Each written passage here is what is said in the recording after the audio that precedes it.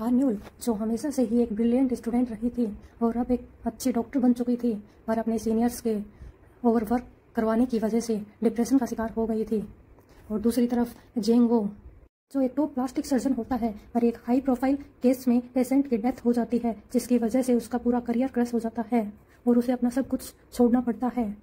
Top से वो बिल्कुल डाउन पे आ जाता है। और अब यहाँ से स्टार्ट होती है स्टोरी।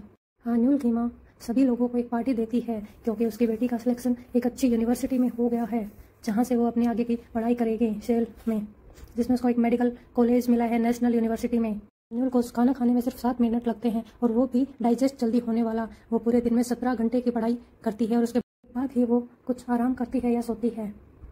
जेंग वो, जो एक चार्मिंग, स्मार्ट और क्लास टॉपर लड़का है, जो कॉन्फिडेंट है, यूनिवर्सिटी के पोस्टर के आगे वो एक फ़ोटो क्लिक करवाता है क्योंकि उसको वहीं जाना होता है। उसका ये ड्रीम होता है कि वो एक बड़े यूनिवर्सिटी से पढ़ाई पूरी करे।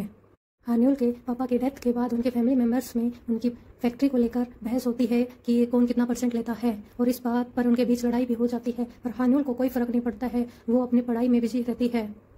तब वो अपनी मॉम को बोलती है, मॉम, हमें इस फैक्ट्री को बेच देना चाहिए और मुझे सियोल में जाकर पढ़ाई करनी है, और हम यहाँ बुसान से सियोल में शिफ्ट हो जाएंगे और मुझे वहाँ हांग्युक नेशनल यूनिवर्सिटी से अपनी आगे की पढ़ाई पूरी करनी है। इसीलिए जेंगो का दोस्त सभी को बताता है कि एक लड़की ट्रांसफ़र होकर आई है बुसान से और वो बहुत ही सुंदर है और एक वो टॉप स्टूडेंट है। तब वो जेंगो के पास आकर बोलते हैं कि तुम्हें टक्कर देने वाली आ गई है। जेंगो और हान्यूल एक दूसरे को देखते हैं। बुसान से सियोल आकर हान्यूल मिलती है अपने जैसे एक टॉप स्टूडेंट से, जेंगवोंग से, जो हमेशा ही एक दूसरे को कंपटीशन देने की कोशिश करते हैं। दोनों के बीच इंटेंस रिवेलरी शुरू हो जाती है। हर टेस्ट में, हर कंपटीशन में एक दूसरे को टक्कर देने की कोशिश करते हैं। क्लासमेट्स हान्यूल के पास आकर बोलते हैं कि तुम बुसान से आई हो। तब वो पढ़ाई कर रही होती है, तभी वहाँ पर जोंगवोंग भी आ जाता है। तब वो उसको बोलती है, गेट लॉस्ट, क्या तुम लोगों को दिखाई नहीं दे रहा मैं पढ़ाई कर रही हूँ, तुम लोग जा सकते हो यहाँ पर। वो चिल्ला देती है सभी के ऊपर और वहाँ से सभी चले जाते हैं। जोंगवोंग भी शौक में होता है कि वो लड़की उससे ऐसे कैसे बात कर सकती है। जेंगवोंग और उसके दोस्त उसके बारे में आपस में बात करते हैं कि वो लड़की पूरी तरह से पढ़ाई के पीछे पागल है, और वो उसको देखते हैं। तब उनको लगता है कि ये लड़की पूरी तरह से पागल है। देखते हैं कि वो अपनी पढ़ाई के लिए अपनी हेल्थ का कितना ध्यान रखती है। क्लास में टीचर के द्वारा एक मैथ्स के क्वेश्चन दिया जाता है, जिसको जेंगवोंग कॉपी में सोल्व करता है, लेकिन हान्यूल इमेजिनेशन में ही सोल्व कर देती है जेंगवोंग से पहले ही। और ये सब देखकर क्लास में उसके दोस्त उसको बोलते हैं कि इस बार तुम्हारी टक्कर की आई है। तभी वो देखते हैं कि हान्यूल ड्राई कॉफ़ी खा रही होती है। तब उनको पता चलता है कि वो अपने स्टडी को और अच्छा बनाने के लिए सूखी ही खा लेती है। नेक्स्ट डे जेंगवोंग स्कूल आता है और गार्ड से पूछता है कि मैं सबसे पहले आया हूँ। तभी उसके पीछे से हान्यूल निकल जाती है और बोलता है वो तुमसे आगे निकल गई है। वो उसको टक्कर देने के लिए उसके पीछे भागता है, उससे आगे निकलने की कोशिश करता है, पर हान्यूल उससे वापस आगे निकल जाती है और वो रुकती नहीं है। जेंगवोंग रुक जाता है दौड़ने से और हान्यूल को देखता रहता है और स्माइल करता रहता है। हान्यूल को देखकर यहाँ से स्टोरी प्रेजेंट में चली जाती है, जहाँ पर जेंगवोंग को अवार्ड के लिए एक पार्टी रखी जाती है, जिसमें उसका एक सीनियर होता है जो चेयर पर बैठने ही वाला होता है कि जेंगो उसके चेयर पर बैठ जाता है। तब वो उसको बोलता है, क्या तुम्हें थोड़े भी मैनर्स नहीं है कि तुम्हारे सीनियर से कैसे बात करनी चाहिए, कैसे रिस्पेक्ट करनी चाहिए। तब वो उसको बोलता है, क्योंकि वो उसकी हाई प्रोफाइल से वो देख कर खुश नहीं होता है। जब उसको अवार्ड मिलता है तब उसके साथ वाले लोग बोलते हैं कि वो कितना हैंडसम लग रहा है, लेकिन ये बात उसको अच्छी नहीं लगती है और वो उससे चिढ़ने लगता है, सिर्फ उसकी बुराई ही करता है और उसमें कमियां निकालता रहता है। दूसरी तरफ उनके सीनियर डॉक्टर्स उससे ज़्यादा काम करवाते हैं और उसके हर काम में कमी निकालते हैं, उस पर चिल्लाते हैं, उसको रिजेक्ट करते हैं। इस बात से वो बहुत ज़्यादा दुखी होती है और जब बाहर निकलती है तब उसके साथ वाले बोलते हैं कि उसकी आवाज़ बाहर तक आ रही थी। तभी एक नर्स उसके पास आकर बोलती है कि तुम्हें डॉक्टर ने ऑपरेशन के लिए बुलाया है, और वो वहाँ से चली जाती है और वो ऑपरेशन में हेल्प करती है। जेंगवोंग फेमस प्लास्टिक सर्जन बन चुका है, उसके पास काफ़ी क्लिनिक्स हैं। हान्यूल की माँ और उसका भाई खाना खा रहे होते हैं, तभी हान्यूल भी आ जाती है। तब उसकी माँ उसको बोलती है, मैं तुम्हारे लिए कुछ स्पेशल बनाती हूँ। तब उसका भाई बोलता है, मेरे लिए क्यों नहीं बनाया। तब वो हाथ धोकर आती है, तब तक उसकी माँ उसके लिए खाना बना देती है, लेकिन उसके पेट में दर्द हो रहा होता है।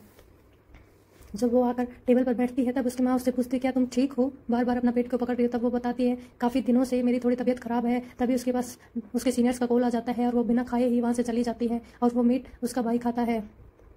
भागते भागते उसकी स्लीपर निकल जाती है। तभी उसका एक अंकल उसको वो देता है और बोलता है कि तुम्हें ज़्यादा हार्ड वर्क नहीं करना चाहिए, अपनी सेहत का भी ध्यान रखना चाहिए। जेंगवोंग जो एक बड़ी प्रोफाइल बन चुका है, जिसका एक यूट्यूब चैनल भी है जिसमें वो बहुत ज़्यादा फेमस है और एक बड़ा सेलिब्रिटी बन चुका है, उसके काफ़ी क्लिनिक्स भी हैं और इंटरनेशनल लेडी उसके पास अपनी सर्जरी करवाने के लिए आती है और वो उससे बात कर जाती है और वो टाइम और शेड्यूल डिसाइड करते हैं और वो वहाँ से चली जाती है। तब जोंगवोंग की नर्स उसके बारे में जोंगवोंग को बताती है और जोंगवोंग उसे जाते हुए देखता है। हान्युल अपने पेट दर्द की वजह से परेशान होती है। तभी उसका सीनियर आता है और उसको बोलता है कि तुम्हें ज़्यादा काम करना पड़ेगा और ये सब बोलकर वो चला जाता है। तभी वो अपने पेट को पकड़ती है। तब उसकी फ्रेंड बोलती है क्या तुम बीमार हो, क्या तुम ऐसे में सर्जरी कर पाओगी। जोंगवोंग उस इंटरनेशनल लेडी की सर्जरी करने के लिए रेडी हो रहा होता है और उसकी सर्जरी नॉर्मल चल रही होती है। हान्युल की फ्रेंड बोलती है अगर तुम्हें लगता है तुम्हारी तबीयत ज़्यादा ख़राब है तो तुम्हें एक बार चेक करवा लेना चाहिए। और तब वो वहाँ से बाहर जा रही होती है और अपने फ्रेंड से बात कर रही होती है।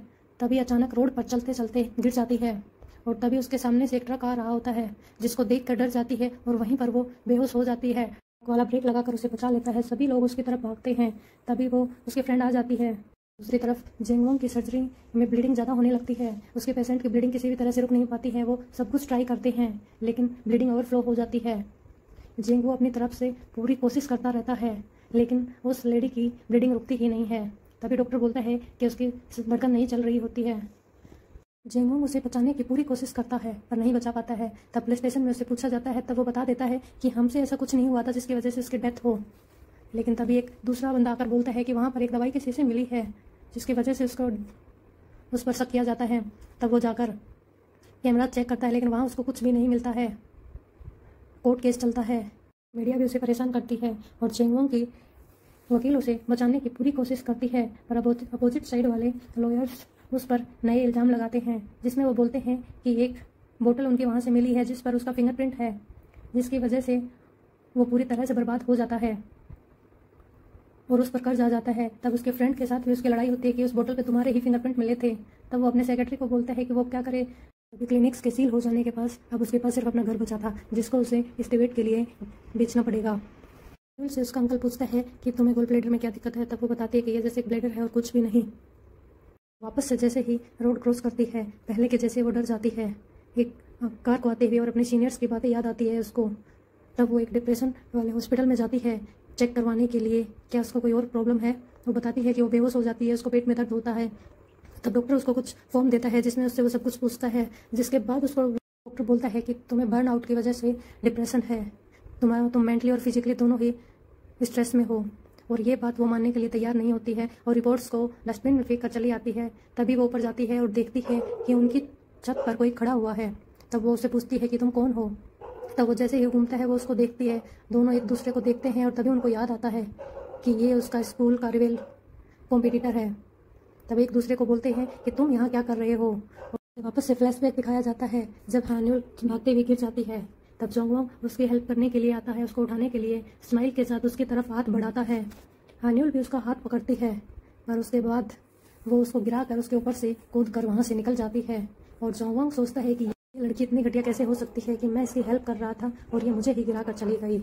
आगे के एपिसोड्स को देखने के लिए चैनल को सब्सक्राइब करें और बेल आइकन को दबा लें।